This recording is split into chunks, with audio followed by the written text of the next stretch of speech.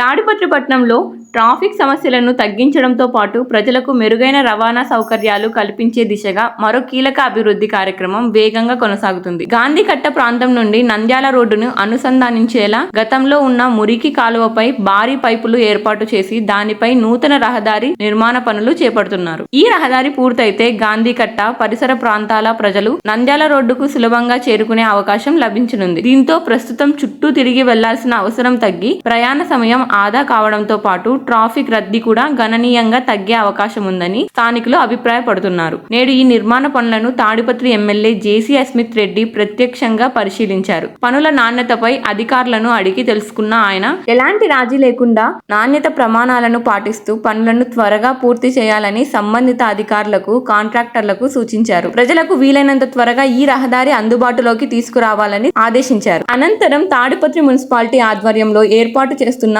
Solar plant నిర్మాణ పనులను కూడా ఎమ్మెల్యే పరిశీలించారు. ప్లాంట్ పురోగతిని తెలుసుకొని పనులు వేగవంతంగా చేయాలని అధికారులను ఆదేశించారు. సోలార్ ప్లాంట్ ద్వారా మున్సిపాలిటీ విద్యుత్ ఖర్చులు తగ్గడంతో పాటు పర్యావరణ హిత విద్యుత్ ఉత్పత్తికి ప్రోత్సాహం లభిస్తుందని ఆయన పేర్కొన్నారు. తాడిపత్రి అభివృద్ధి లక్ష్యంగా రోడ్లు, మౌలిక వసతులు, విద్యుత్ రంగంలో చేపడుతున్న పనులను నిర్ణీత గడువులో పూర్తి చేసి ప్రజలకు అందుబాటులోకి తీసుకురావాలని ఎమ్మెల్యే జేసీ అస్మిత్ రెడ్డి అధికారులకు స్పష్టం చేసినట్లు సమాచారం.